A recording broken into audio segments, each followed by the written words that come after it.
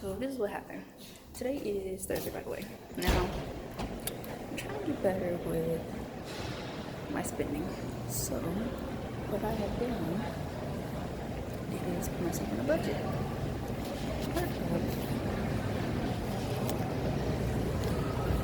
There we go. Part of me budgeting is I think I get a lot of my stuff like $75 or something like that. Whatever. But as of today, I have $5 after my budget.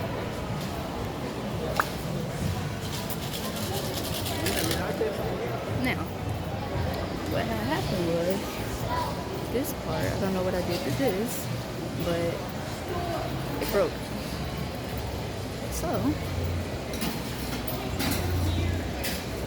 what's up if I find something in here that costs $5 so that I can replace my trades? I'm going over my budget. Once again, there's a lot I cannot do budgets. Because right now, nothing wrong. I'm only supposed to be there for $5. So we gonna see. And Spencer's. So I could find trade this. Oh shoot. Nope. This seems like everything but. What is this? I should probably ask. So, I am officially 10, 15. I had to get this one. Either 10 or 15 over my budget, which isn't bad. It's still really trying to. I try. But what I'm gonna do, make sure I got food for the next couple of days. We are going to see if I can make it.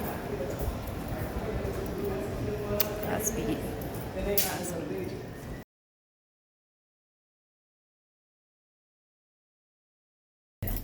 Today we are going to a seminar with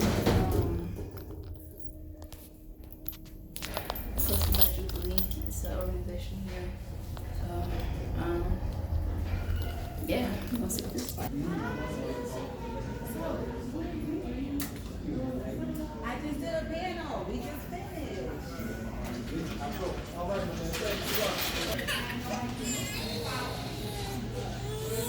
They should be starting though. It's 3:30. Can I see? Oh, it's an auditorium. Yeah. Some of the stuff from African Art Alliance. It's cool.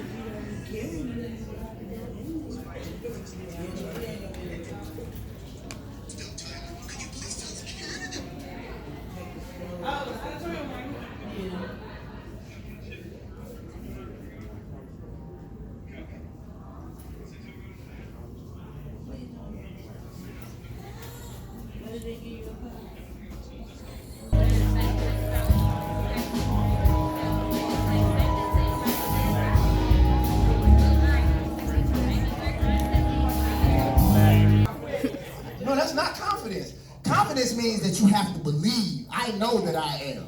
Yes. I tell people all the time, I am like the sun. My beauty is going to come up every day. If you want to sit in the darkness and pull the shades down, I'll be waiting on you when you wake up. Can I have my notes? To talk about supporting black businesses. If you don't love being black in the first place, you're not going to shop with black folks. You're not going to want to live with black folks.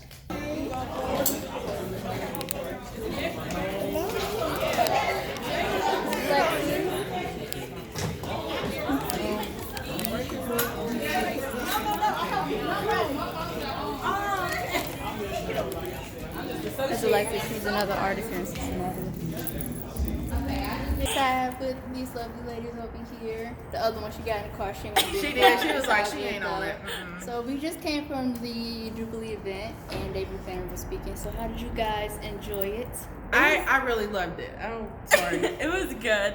I've never been able to openly talk about my culture because, like, I don't know really what we do or why we do it. And I was, like, raised in a predominantly white, town, so I don't really know how to get in touch with my culture. May I ask where you're from? West Virginia. Oh, okay. Yeah, What part? Rural West Virginia. What part? It's a little city called Williamson. It's like an hour from Charleston. Okay, my mom, she's from Welch. Well, so she knows. I've been there. Yeah. That's where we're from. So it was just like it was good for us to be able to like talk about Black culture in front of like people that understand Black culture. Man. And be open about it, and to speak about things that are uncomfortable, because when you talk religion and God, people don't understand that there's a difference. There's a difference between religion. There's a difference between God. True. And so to be able to speak about that, it is uncomfortable. But coming in here today, I was just telling them, like, I don't know what our culture is. I'm looking at the Africans play their drums and they're dancing to the music, and I'm told that I'm supposed to relate to that, but I don't know how. Right. You know, so to be able to speak about this and understand it more was very eye-opening for me, for my daughters to be able to hear it. Oh, those are little These are my sisters. girls. You know what? I'm done. These are my daughters. These These are my daughters. I got okay. two more. I got a 21-year-old and a 16-year-old boy. I got two boys too. Okay. But, and then to be in a room where white people are, and the only thing I could think about today was, they come in our spaces, do they come to really care and to really learn, or do they come to learn, take back, to use it against us? Right. So I really wanted to know how they were feeling, because they were very candid in everything that was being said, and they didn't hold nothing back in there. So I was just, it made me feel good to know now you feel how we're uncomfortable every day. Right. You're uncomfortable for a few hours, but we're uncomfortable like this every day. Cool. So yeah. I don't mean to like make this an interview, but it is kind of what I do also. Okay. But it's just like a personal vlog. Yeah. How do y'all feel about as far as like you said, like with the African drumming, and I feel like that's kind of like a part of our heritage, and we can actually feel like when we do hear it, but we just don't like understand why it resonates so much. Do you think, or do you think that is? I think it's lack of knowledge.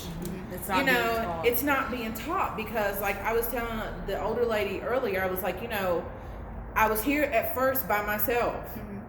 I listened to my inner spirit say, go get these girls, they need to be here, because my mother didn't have me in these spaces. Okay. I'm 40 and still trying to figure out, who am I? Right. So now that I have the opportunity to put my children in those spaces, to be exposed to that, because we're not exposed to that. What are we told? You live in the white neighborhoods, you live in this class of people, this is what's the right way, and then we raise our children to think like that, and then we totally forget our whole identity back here is who we are. Then when we forget that identity, then we have broken relationships because we're chasing something that we don't even know we're chasing after, because we don't know our identity. True. So we can't relate to that because we don't know, and there is a separation, because how many times you say, I'm going to the Africans to get my hair done? We separate That's ourselves. That's us. Right.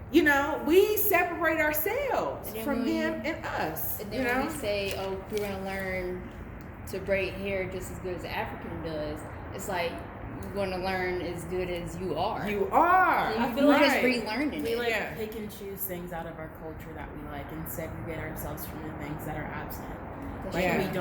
We choose not to look at the things that people don't look at. Yeah. So the things that we do look at are the little things like that. Yeah. How old are you? 15. The youth has spoken. The youth has spoken. No, that was like a really random kind of thing, but I just wanted y'all to not get my biased opinion, because yes, I'm very biased because I'm a David Banner. So I'm not the only one. So if you heard of them, never heard of them, check them out sometime. At least give them a chance. Give knowledge a chance. I think that's like the most important thing that a lot of people don't do, is try to understand from different points of view and perspectives and understanding. Because right now, I kind of had an overload yesterday. I'm probably gonna put the video up next week, I'm thinking. But I just had a thought. Stream of thoughts about perspective and understanding, and if you know me, you know I'm a thinker. So,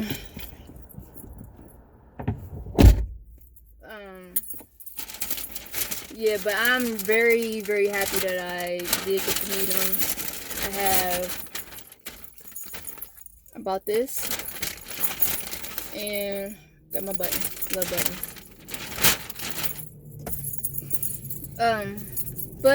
Yeah, I need to stop saying but yeah.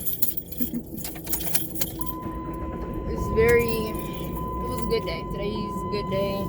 Right now I'm about to go to, where am I about to go? I'm about to go to the gas station first, probably pushing this one. So I'm gonna let y'all go for a minute and we'll see where we're gonna end up next.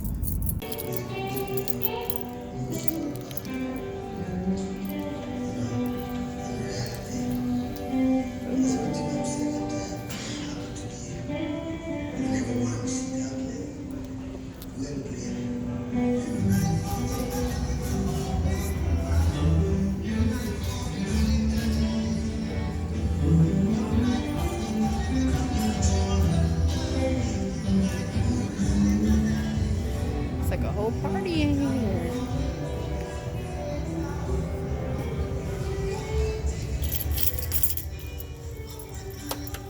What's up, y'all? I am here is deep today. I'm in Sam Ash. Looking for a MIDI, or no, a USB, whatever the thing's called. DJ Lex.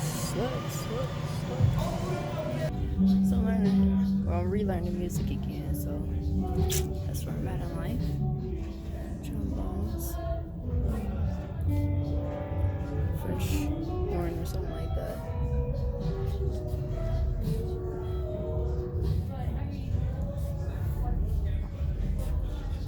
These don't cost as much as I would have thought though. Well, it's pretty expensive though, I ain't gonna lie. But still kind of affordable.